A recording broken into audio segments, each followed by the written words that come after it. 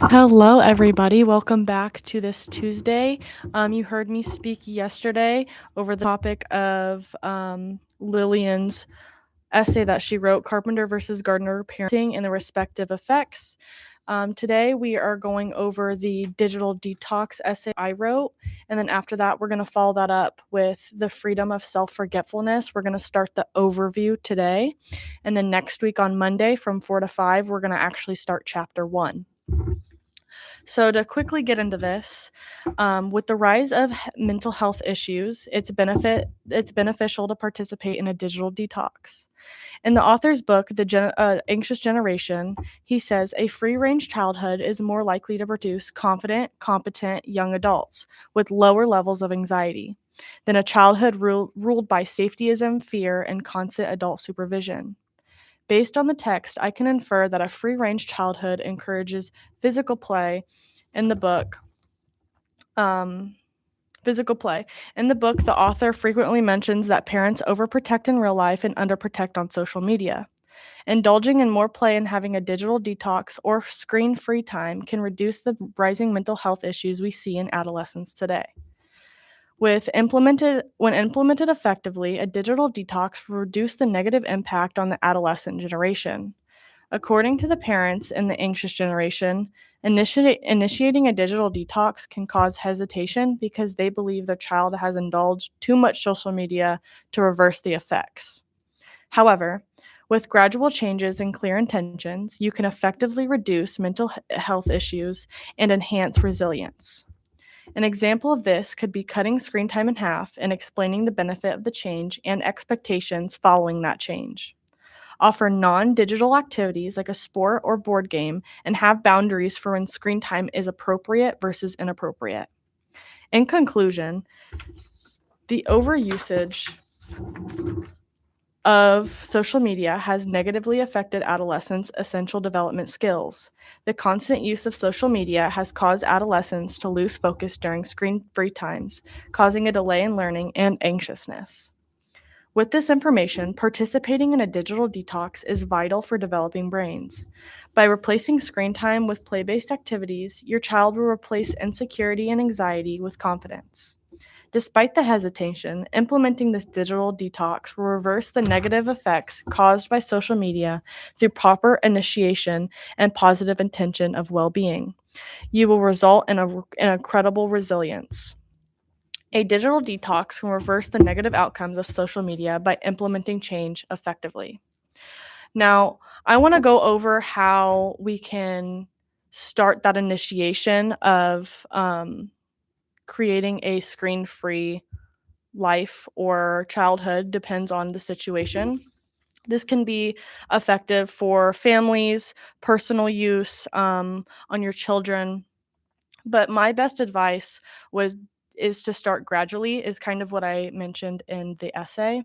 And what I mean by that is small changes, probably every week, every 2 weeks, just depending on the adjustment.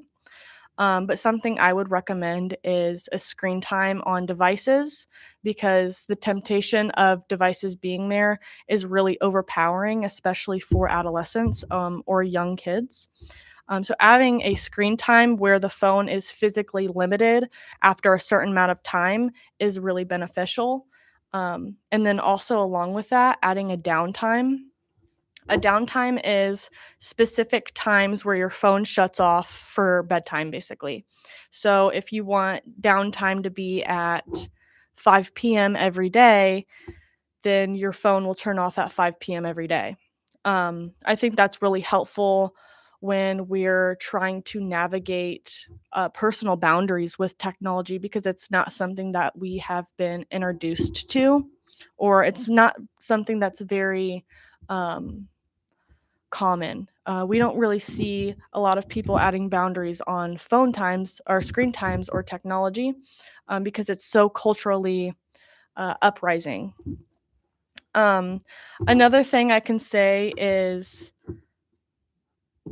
when you're doing tasks or performing certain productivity like homework, or you're going on a walk, or you are at dinner, just knowing to put the phone away, when you're cleaning your room, keep the phone away because being realistic, you don't need them at those times. So having them put away helps you get the task you need done, and then you have less distraction because that's what phones are and screen time is. It's just distraction. Another thing is the intention. You need to have an intention of why you're doing this, or it's really easy to fail. Um, the intention could be explaining it to your kids or just having it for yourself, but having the intention that you want to spend time with more family, you want to stabilize your mood. A lot of the time, people find that they're really agitated after doom scrolling, is what they call, where you spend a long time on social media. It causes you to be enraged. Or just have that mood instability. So that could be another intention, or just simply wanting healthy habits. The phone can take away from a lot of productivity that we can be doing throughout the day. So that can be an intention as well. But just setting those intentions, being clear with them so you know why you're doing it. And, maybe your kids know why you're doing it. And then another thing to tie it all together is having boundaries with all that. You can have a reasoning on why you want to do it, but you need to kind of know when you're going to do it, how you're going to do it. So you just need to know the difference between free time and productivity time. And then along with free time, phones can also be something you don't want to add into your free time because it is a distraction and um, it takes away from a lot of the personal development skills that we need as adults, especially pertaining to kids under 18. So having those boundaries of, instead of getting on your phone, we could be doing a crossword puzzle. I know that's something I have started. I love a crossword puzzle. I love any kind of puzzle. So I've been doing crossword puzzles, not on my phone because you can do them on your phone, but I do it on an actual book and with a highlighter. That's something that's low stimulating to the brain, and it kind of reverses that high stimulation you get from the phone. It reverses that want or that craving for it. Um, and some examples of, an appropriate time versus an inappropriate time would be at dinner time, um, even at a restaurant, getting on your phone and or even on a screen of any kind is something that you don't need to be doing, especially at dinner time. It's something where, you sit down as a family and you talk about your days or whatever the case may be. If you live alone, it could just be some time of reflecting. I think it's really important that we refrain from screen time during that time. And then also, I see a lot of the time people bringing their phones in the restroom with them, whether it's showering or you're using the restroom or you're getting ready. There's always the phone with you. That's something that can be replaced with, if you really need some stimulation, you can play some music. Or, if you don't like to wait, you can read a book. Um, but I see a lot of people bringing in the phones in the restroom. I just don't think that's necessary. So that's some way you can add a boundary. And then also, um, we need to be filling in these free time. So now we have a bunch of free time that we don't know what to do because we've all been sitting on our phones for multiple hours a day. So something I've done is I've been reading more books. It helps with your skill of reading and comprehension, even writing, even. So it's low stimulating, but it's also stimulating to the point where you're still engaged and you're still interested. So I really like books. Um, in the family aspect, board games are uh, to just have some family bonding time, and it also creates enough stimulation to where everyone's engaged, but not overstimulating to where we're becoming addicted to these things. And another great thing is just in-person socialization. It's not really common, I see, because a lot of people are communicating online and having that social time online. but that doesn't mean it's impossible. Simply going out and going to the library is something you can do. I've went to the library and I've talked to a few people, even if it's just the librarian. Um, going and I know I've called my friends. I'm like, "Hey, do you guys wanna go to the mall?" And we go to the mall, and we have some social time there.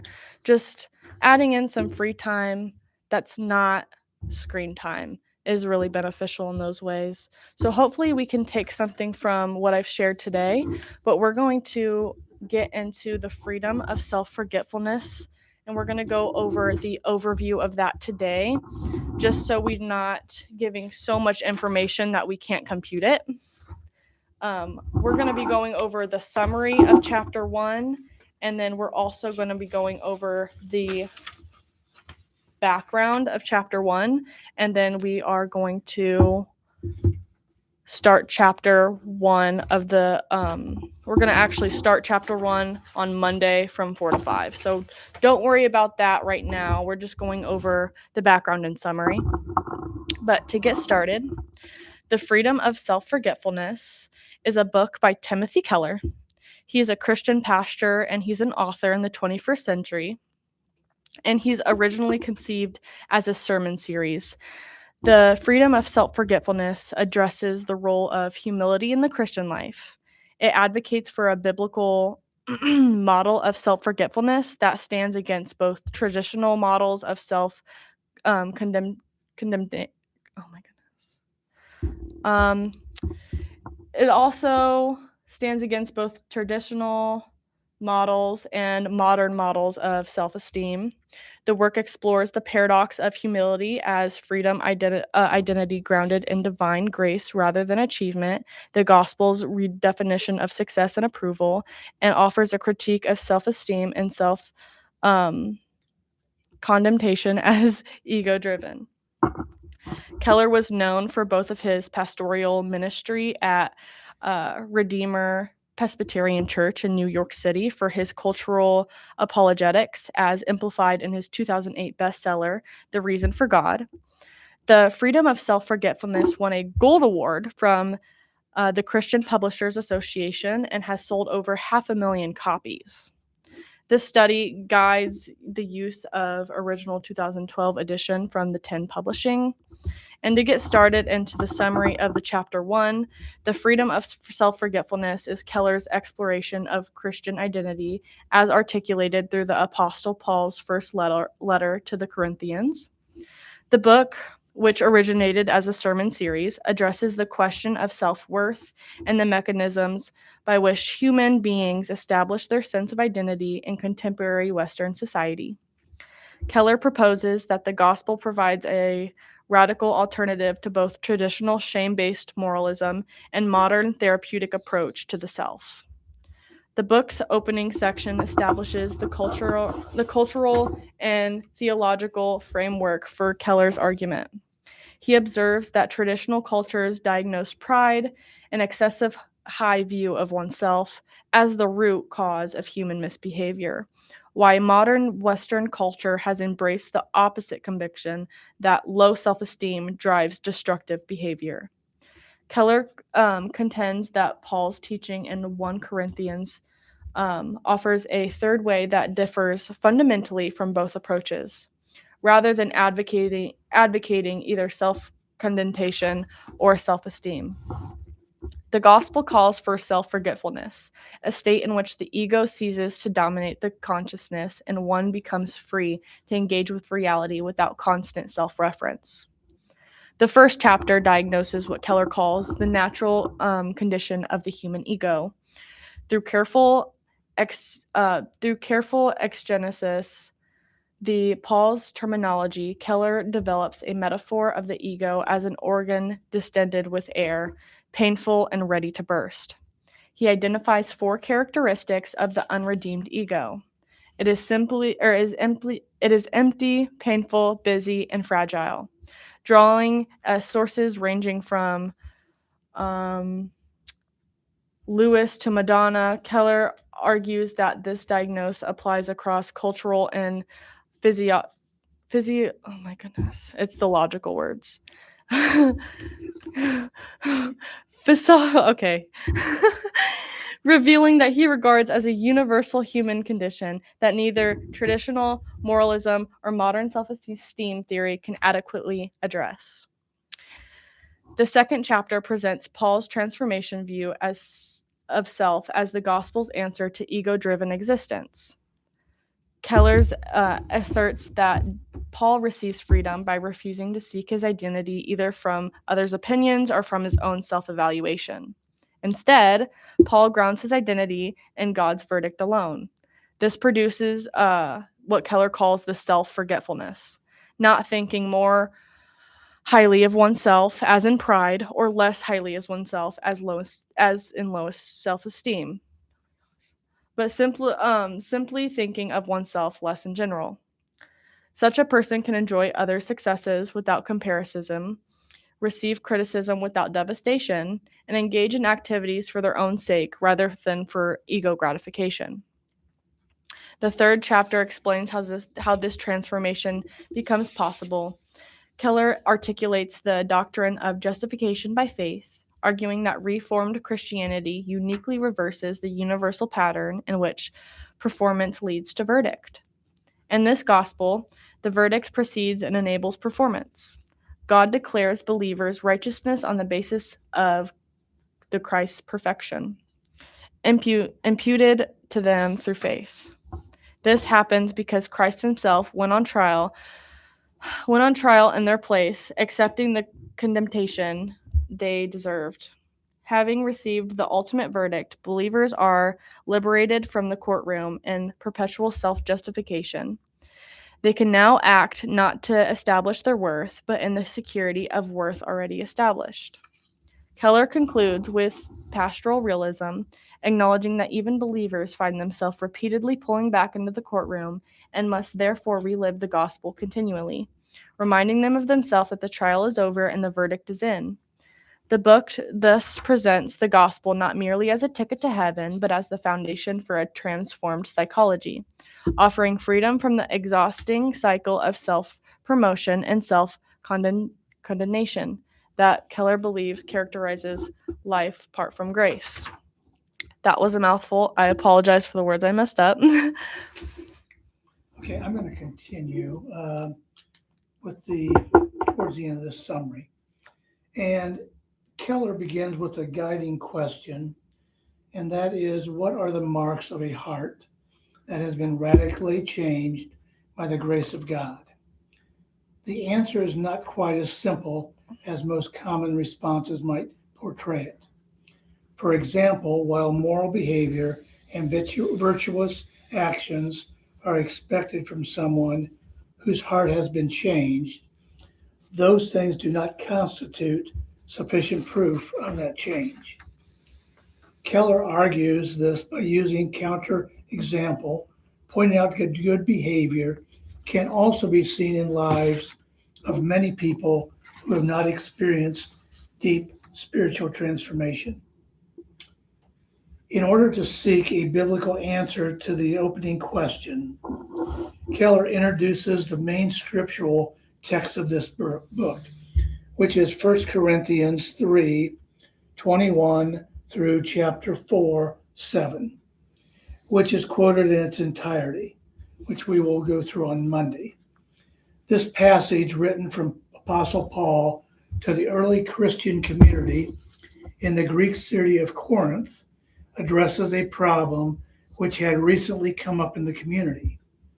It had been the recipient of teaching that from some leading evangelists and instructors in the early Christianity, like Peter, Apollos, and Paul himself.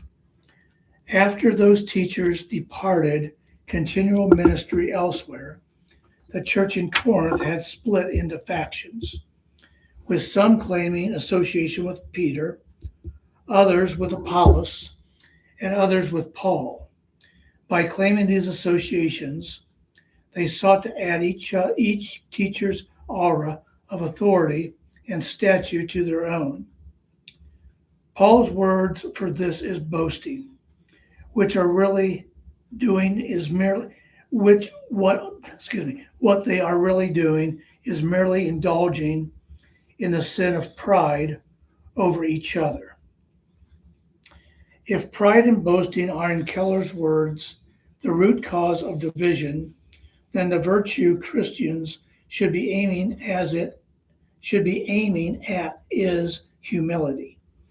However, in order to understand the necessity of humility, Keller first addresses the fact that the American culture has shifted into a psychological mode of thinking, which has cast humility as much more of a suspect virtue than a traditional conceived being.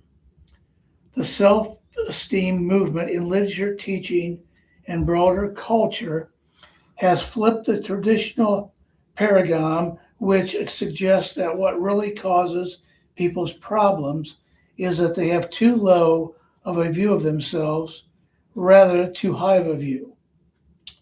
Keller argues that the most previous societies have answered that one of the fundamental problems of human ego is pride. Western society has reversed that model and has posed that having too little self esteem lies at the root of most people's problems. Keller's introduction establishes the rhetorical foundation for his entire argument through an interplay of cultural uh, commentary and biblical exposition. It reveals Keller's techniques as a preacher turned author, and as his rhetorical approaches honed through years of sermons to create a text that functions simultaneously as a theological exposition and cultural critique.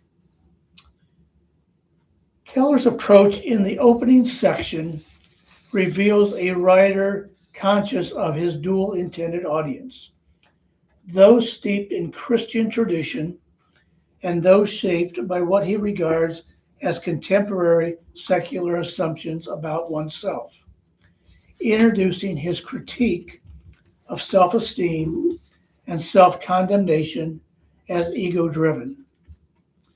Keller's entire cultural analysis rests on the premise that both traditional moralism and modern therapeutic culture are fundamentally concerned with the ego, the former by condemning it, and the latter by inflating it. Both approaches, he suggests, keep the self at the center of attention, whether as an objection of criticism or an object of affirmation. He positions his argument with historical shift, contrasting traditional culture's belief that too high of a view of himself was a cause of all evil in the world, by opposing the modern culture opposite conviction that people misbehave because of a lack of self esteem. Keller focuses on what he regards as the tension between traditional and modern approaches without immediately resolving it. His acknowledgement of self esteem theory appeal suggests that Keller is not dismissing his opponent's motivations, but recognizing the genuine ethical concern that drives their position. This rhetorical move is meant to enhance his credibility, suggesting that he understands the modern perspective from the inside before offering his alternative. It is important to note that Keller's premise is constructed upon broad generalizations, especially in regard to modern therapeutic practices and cultural assumptions about behavior. He asserts our belief today, and it is deeply rooted in everything, is that people misbehave for a lack of self esteem and because they have too low of a view of themselves. He clearly does not define what is meant by misbehave and sidesteps the addressing of other modes of modern thought that connects bad and undesirable behavior to social or structural issues or past trauma, not individual pride or self-esteem. These broad generalizations serve as an important rhetorical function rather than him to set up an apparent dichotomy of pride versus low self-esteem that he can then contrast with his own idea of self-forgetfulness. The second theme appears to be more implicitly is that the identity grounded in divine grace rather than achievement. This theme surfaces both in Keller's opening questions and his insistence on genuine transformation occurs at the root of one's identity than at the level of extreme behavior. The introduction of thus establishes a thematic framework that will structure the entire book. He believes the gospel offers a way of understanding the self that transcends both traditional preoccupation with moral achievement and the modern preoccupation of psychological well-being, grounding identity instead in the transformation of the grace of God. The result is a text that functions as both theological arguments and pastoral invitation, challenging readers to reconsider the fundamental assumptions about self while promising a biblical alternative. Finally, the three things that Apostle Paul showed here in this chapter that we're going to discuss on Monday is the natural condition of the human ego. Secondly, the transformed sense of self. And thirdly, how to get that transformed sense of self. So that's an overview of what the entire book and the theme is going to be about. So Monday, we're going to be starting on chapter 1, which is the natural condition of the human ego. I would encourage all of you, if time permits, to tune into this because I believe this book provides a transformational but also a revolutionary view of how we should look at ourselves, not either as thinking more highly of ourselves or thinking more lowly of ourselves, but rather thinking from the context of who we are in Christ. So for tonight, that ends this discussion, and we hope to see you all back Monday at 4 o'clock. Thank you. Yes, thank you.